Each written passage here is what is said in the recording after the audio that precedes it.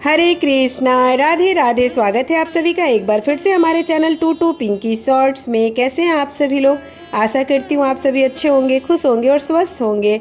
Comment section में बताया कीजिए आप सभी कैसे हैं और साथ में राधे राधे भी लिखा कीजिए। अच्छा लगता है हमें पढ़कर और ये जानकर कि आप सभी अच्छे और हमारे वीडियो के माध्यम से हमारे साथ जुड़े हुए भी हैं। फ्रेंड्स, आज की वीडियो में हम जानेंगे कि पूजा घर में कौन कौन से वस्तु होने चाहिए और साथ में हम ये भी जानेंगे कि पूजा घर में कौन सी वस्तु नहीं रखनी चाहिए जिसके रखने से हमारे जीवन पर बुरा प्रभाव पड़ता है और हमारे घर पर गलत प्रभाव पड़ता है। वीडियो स्टार्ट करने से पहले मैं आप सभी से रिक्वेस्ट करना चाहूँगी, अगर आपने अभी तक हमारे चैनल को सब्सक्राइब नहीं किया है तो प्लीज़ हमारे चैनल को सब्सक्राइब कर लें, बेल आइकन को भी प्रेस कर लें ताकि हमारे आने वाली वीडियो की नोटिफिकेशन आप तक जाती रहे। तो चलिए वीडियो स्टार्ट कर लेते हैं और जान लेते हैं पूजा घर में क्या रखना शुभ माना जाता है और पूजा घर में किन वस्तुओं को नहीं रखना चाहिए। अगर घर में सुख समृद्धि वर्धन की कामना करते हैं तो इन चीजों का पूजा घर में होना बहुत जरूरी होता है। प्रत्येक मनुष्य अपने घर में एक छोटा सा पूजा घर अथवा मंदिर अवश्य बनाता है जिसके अंदर वह अपने सभी प्रिय देवी देवता तथा उनसे जुड़ी महत्वपूर्ण चीजें श्रद्धा भाव से रखता है। वह अपने मंदिरों में देवी देवताओं की तस्वीर, पूजा पाठ का सामान इत्यादि चीजों को भी रख देते हैं, परंतु हमारे शास्त्र में मंदिर के अंदर कुछ चीज रखना जितना फलदायी होता है उतना ही कुछ चीजों का रखना अमंगल और अशुभ होता है। ये कुछ वस्तुएं ऐसी हैं जिससे घर में नकारात्मकता बनी रहती है और लड़ाई झगड़ा, क्लेश और हर चीजों में नुकसान ही नुकसान होता है। आज हम जानेंगे ऐसे अशुभ चीजों के बारे में जिन्हें कोई लोग जाने अनजाने में घर के मंदिर में रख देते हैं। अगर आपके भी मंदिर में ऐसी चीज रखी हुई है तो उसे तुरंत वहां से हटाकर किसी दूसरे स्थान पर रख दे, लेकिन पूजा घर में भूल से भी ना रखें। कई लोग ऐसा इसलिए करते हैं क्योंकि उन्हें लगता है कि यह चीज धार्मिक है और उनकी भी पूजा करनी चाहिए। चलिए जान लेते हैं हमारे पूजा घर में कौन सी चीज रखनी चाहिए और कौन सी चीज नहीं रखनी चाहिए। सबसे पहली चीज दीपक और धूपदान अवश्य होने चाहिए। भारत की परंपरा मिट्टी से जुड़ी हुई है, इसलिए मंदिर में पारंपरिक मिट्टी और दीपक अवश्य होना चाहिए। अगर आप मिट्टी का दीपक नहीं रख सकते तो धातु के दीपक का उपयोग करें। अगर भगवान में आपकी आस्था ज्यादा है तो आप उपला रखकर गुड़ और घी का धूप भी दिखा सकते हैं। ऐसा करने से घर में सुख शांति बनी रहती है। दूसरी चीज है कलश। कलश सुख और समृद्धि का प्रतीक है। अपने मंदिर में रोली कुमकुम से स्वास्तिक बनाकर उस पर मंगल कलश अवश्य रखें। ऐसा करने से घर में सदैव सुख और समृद्धि बनी रहती है और ऐश्वर्य की प्राप्ति होती है। तीसरी चीज है स्वास्तिक। घर के मंदिर में स्वास्तिक अवश्य होना चाहिए। स्वास्तिक को आप रोली से भी बना सकते हैं क्योंकि स्वास्तिक आपके घर की शक्ति, सौभाग्य, समृद्धि, शुभता का प्रतीक माना जाता है। यही मुख्य कारण है कि कोई भी शुभ कार्य करने से पहले स्वास्तिक का चिन्ह अवश्य बनाया जाता है। चौथी चीज है घंटी। मंदिर में घंटी अवश्य रखें क्योंकि घंटी को शुभ माना जाता है, इसलिए जिस घर के मंदिर में घंटी की आवाज होती है वहाँ का वातावरण शुद्ध और पवित्र बनता है। जिस घर में पूजा के दौरान घंटी बजाई जाती है उस घर के आसपास की सभी नकारात्मकता शक्तियाँ दूर हो जाती हैं, वहाँ का वातावरण शुद्ध और पवित्र बनता है। पांचवी चीज है शंख। बहुत ही कम लोग जानते हैं कि शंख की उत्पत्ति समुद्र मंथन के 14 रत्न के साथ हुई थी। इसी कारण शंख माँ लक्ष्मी को अत्यंत प्रिय है। शंख की ध्वनि से सकारात्मक ऊर्जा का भी संचार होता है, इसलिए मंदिर में शंख अवश्य होना चाहिए। इसके मंदिर में होने से माँ लक्ष्मी प्रसन्न होती हैं और घर में कभी धन की कमी महसूस नहीं होती है।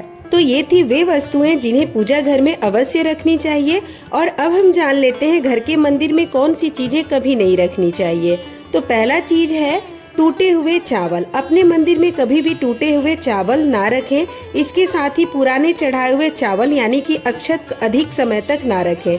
यह नकारात्मक ऊर्जा फैलाते हैं और यह बात भी ध्यान रखें कि आप मंदिर में रखने वाले चावलों का इस्तेमाल हल्दी में भिगो कर ही करें, इससे अधिक शुभ परिणाम मिलेंगे। दूसरी चीज है गणेश जी की विषम संख्या में मूर्ति। पूजा घर में कभी भी गणेश जी की मूर्ति 1, 3 अथवा 5 ऐसी विषम संख्या में ना रखें। अपने मंदिर में गणेश जी की केवल 2 मूर्तियां रखें, इसे शुभ माना जाता है। अगर आप अपने मंगल की कामना करते हैं तो गणेश जी की मूर्ति मुख्य द्वार पर अंदर की तरफ मुख करके लगा लें। कई लोग यह गलती करते हैं कि मुख्य द्वार पर गणेश जी की मूर्ति बाहर की ओर मुख करके लगा देते हैं, जिससे उन्हें काफी नुकसान का सामना करना पड़ता है। अगर आप चाहें तो मुख्य द्वार के दोनों ओर लगा दें या फिर मुख्य द्वार के अंदर की ओर लगाएं। खाली बाहर की ओर कभी भी नहीं लगानी चाहिए। तीसरी चीज है पूर्वजों की तस्वीर। अगर आपके घर के मंदिर में अपने पूर्वजों की तस्वीर रखी हुई है तो उसे तुरंत हटा दें, क्योंकि वास्तु शास्त्र में पूजा घर में मृत परिजनों का तस्वीर रखना अशुभ माना जाता है।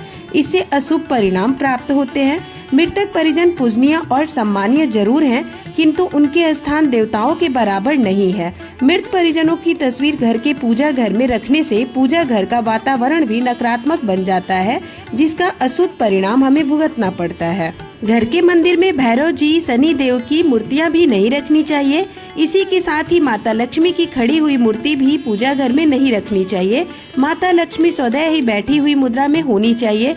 तो इस प्रकार से हमें पूजा घर में इन मूर्तियों को नहीं रखना चाहिए।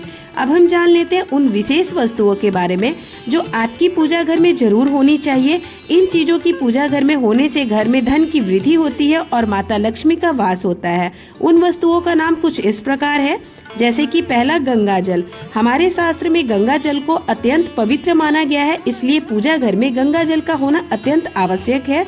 गंगा नदी सभी पापों को नष्ट करने वाली तथा सभी बाधाओं को नाश करने वाली होती है। इसलिए अगर आपकी पूजा घर में एक तांबे के लोटे के पात्र में अगर गंगा जल भरकर रखें तो इससे आपकी पूजा घर की शुद्धता बनी रहेगी और आपको आपकी पूजा का संपूर्ण फल प्राप्त होता रहेगा।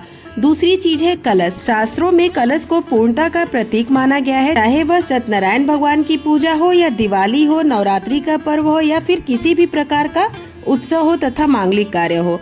कलश की स्थापना किए बिना सब कुछ अधूरा माना गया है। पूजा में कलश का उपयोग देवताओं का आवाहन करने के लिए किया जाता है।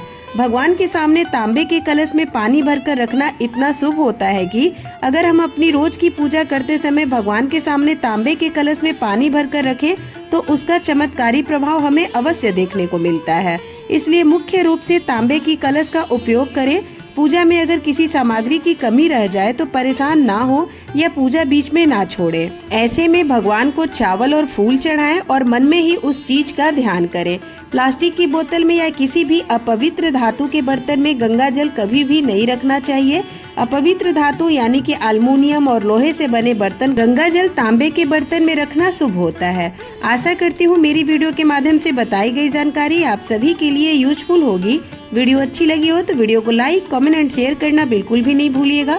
मैं एक बार फिर से आप सभी से रिक्वेस्ट करना चाहूंगी, अगर आपने अभी तक हमारे चैनल को सब्सक्राइब नहीं किया है तो प्लीज हमारे चैनल को सब्सक्राइब कर ले, बेल आइकन को भी प्रेस कर ले ताकि हमारे आने वाली वीडियो की नोटिफिकेशन आप तक जाती रहे।